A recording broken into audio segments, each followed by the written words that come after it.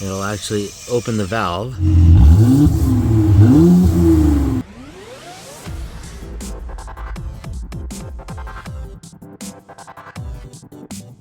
So my 2018 E400 wagon does not come with a valved exhaust.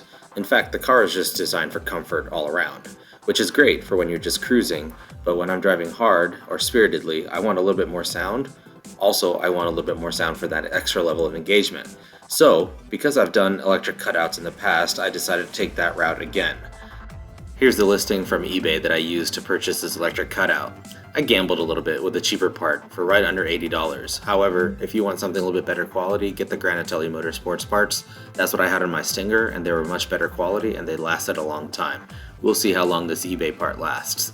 But let's get to the unboxing. I'm not going to walk through how to set the whole thing up because it does come with very easy instructions. Overall, I'd say this piece was very good quality for what it is, but we'll see how long the motor lasts. However, the workmanship is actually really solid and the instructions were fairly easy to read. And you may be wondering why I have two mufflers but only one electric cutout. Well, my original intent was to just do one muffler delete and add the valve to the other side, meaning the car would be a little louder all the time but a lot louder if I opened the valve. Honestly, I'm exploring here and I'm in uncharted waters, so why not try a few things? However, you'll see shortly that one electric cutout actually worked out for me for now. Let's check it out.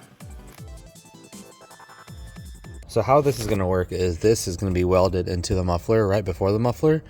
This is going to have the valve in there. So once I actually press this unlock button, it'll actually open the valve.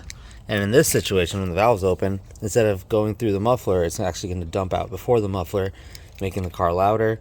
And then if I want, I can hit the lock button and it'll actually close the valve. And then I can be back going through the muffler. Simple as that.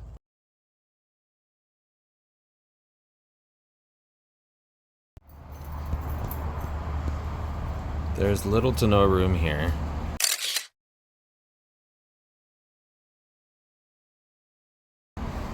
For anything. So what we're gonna do, and hopefully it doesn't sound like is put it right here, right after the resonator. So he's gonna cut it out right here and stick the valve right there. So it's gonna be pretty loud down here, but it does have a dump pipe that points down. So we'll see how it sounds. Worst case, I just put it back to stock. Let's do this.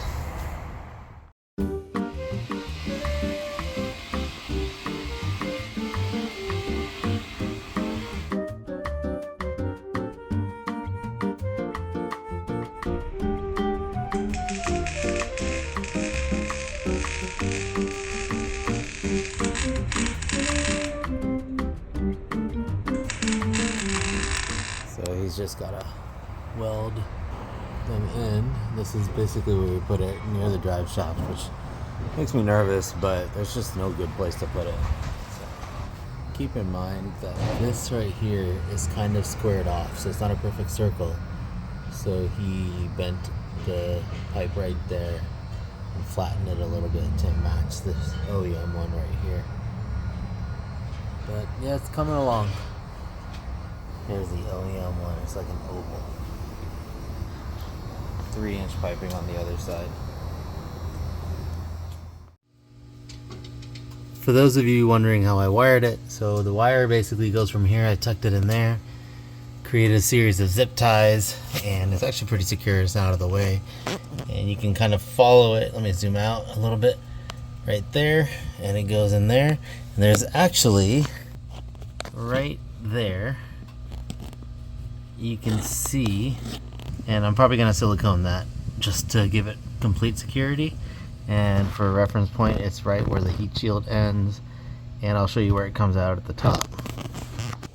So here are the rear seats with the bottom not open, so it's the hollow part of the car. And I kind of lifted this away. I was looking for that hole, so I accidentally tore this a little bit. So if you're doing this, be careful.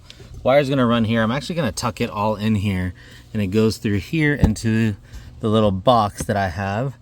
And there's a little box in here. Let me show you that. The little control module, it's sitting right there. I'm gonna secure that, and it just runs up and plugs into this 12 volt for now. So I'm going to tap into something, fuse box, battery, something like that. But right now this is how it's running. This only powers up when the car is on, so I'm not going to be draining the battery or anything like that. So not the prettiest yet, but I will be tucking and kind of tapping the power differently. So that's where I'm getting the power.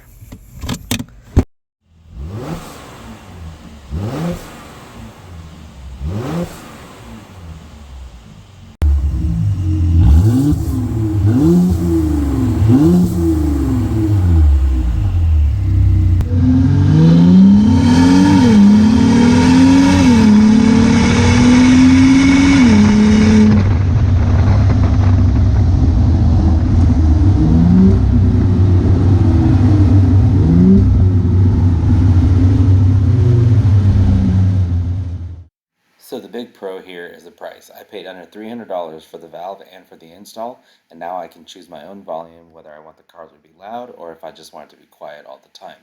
I have the ability to experiment, and I can mess with different locations, different valve sizes in the future. Now let's talk about some cons. These are eBay parts, so you never know what kind of quality you're getting and the longevity of the motor, so that's something to keep in mind.